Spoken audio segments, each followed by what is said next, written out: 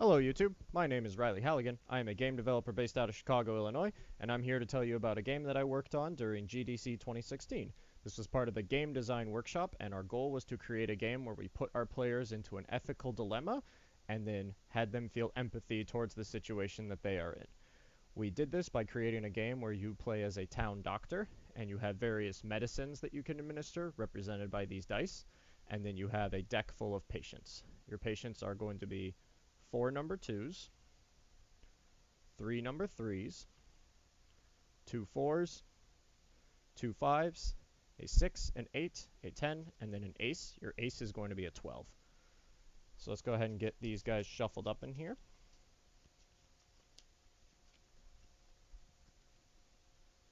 And then as far as medicines go, you have a handful of medicines you can administer as well. You have 6 D4s, 3d6, 2d8, 2d10, 1d12, and then 1d20. I know it's kind of tough to see the dice, so I'm just going to go ahead and say what the numerical rolls are.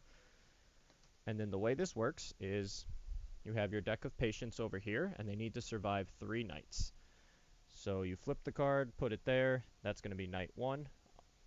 You will roll, and then let's say we roll this, and it comes out to be a 17. So that's a 17 now. You roll into night 2. This becomes as soon as I can find it, that becomes a 16. You take your second patient.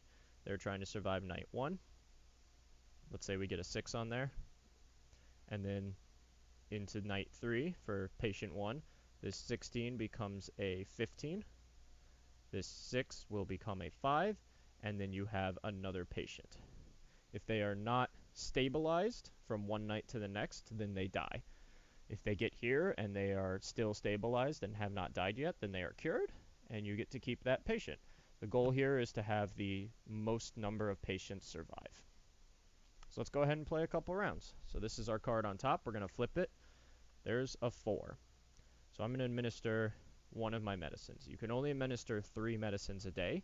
I'm going to administer a d6, and my goal here is to roll higher than a 4, obviously. So I rolled a 3. That's not going to work out. So I'm actually going to roll a d8, and that's a 7. So this patient is now stabilized. So I'm going to go into night 2. That's a 2. So you can only administer 3 medicines a day, and in between the nights, everything drops down 1. So this 7 becomes a 6. This 3 becomes a 2. And now we have a 2 here. I'm going to try another d4. So now that's a 2. That patient's stabilized, but I'm a little bit worried about that 2 because I know I have the conveyor belt. So I'm going to roll another one. That's going to become a 5. I'm pretty good with that 5. So now we're going to go into here. This 6 becomes a 5 as soon as I can find it. This 2 becomes a 1. With this guy, this 2 becomes a 1. This 5 becomes a 4. And then we flip our next patient. That's going to be an ace. So our aces is a 12. Let's roll this 20. That's going to be a 5. And then let's roll this d6. That's going to be a 9. So I have nothing left to save this guy, this poor ace. So my 4 gets in here. Now this becomes a 4, but because the patient survived 3 nights, that patient lives. I get my medicines back. This becomes a 3. Because this patient was not stabilized through the night, that patient's now dead. But these medicines, even though this patient's dead, these 2 medicines stay on this patient. So I don't get these back even though this patient's dead. So then we're going to flip a 3. Just for argument's sake, let's say I rolled a d4 on it, and then let's say it became a 3. So this patient's stabilized because I rolled that 3. We go into the next night. This patient's still dead. This patient has survived. I get that patient back. Now this 3 becomes a 2. This patient is no longer stabilized.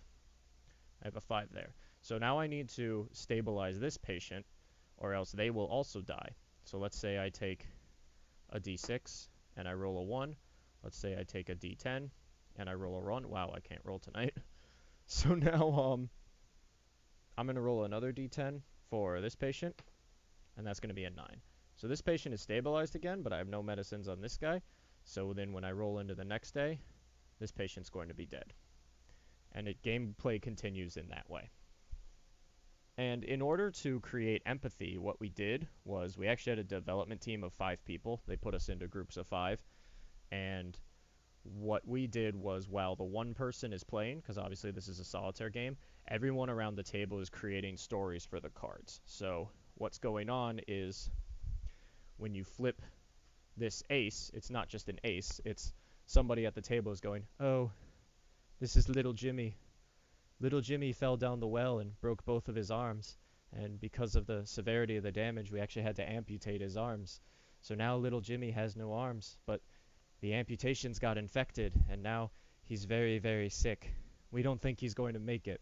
And we found that by doing this, by creating characters to represent these cards, players actually were more interested in supporting the cards and getting the cards to survive. So it wasn't just turn an ace, roll a 14, turn a 4, roll a 7, turn a 2, roll a 3. Like, it wasn't just, people rolling to beat the cards. It was people rolling because they actually cared about the characters and the stories behind these cards. And then what would happen is, as this ace was here and this 4 was here, someone would be the ace and then someone would be the 4. So you would have somebody saying, oh, little Jimmy's infections are still not doing well in his arm. We have to drain some of the fluid out of them. And at the same time that they were talking about Jimmy and his arms, someone over here would be like, and little Sally fell down a well and stabbed her eye on the way down. So now she's blind in one eye, and she has a seeing eye dog. But the seeing eye dog is also blind in one eye, so it really isn't all that effective. And it's just, we kind of found the scenario where, because everyone was talking at once and everyone was trying to sort of create the most awful story they could for their patient, that people actually cared more about the patients and not the cards. So it was a really cool experience, and I thought we did a really great job of creating empathy and also making a pretty fun game, which obviously all you need is a couple D20 sets and then a deck of cards, and you can play it at home. So I hope you guys enjoyed it. Thanks so much for watching.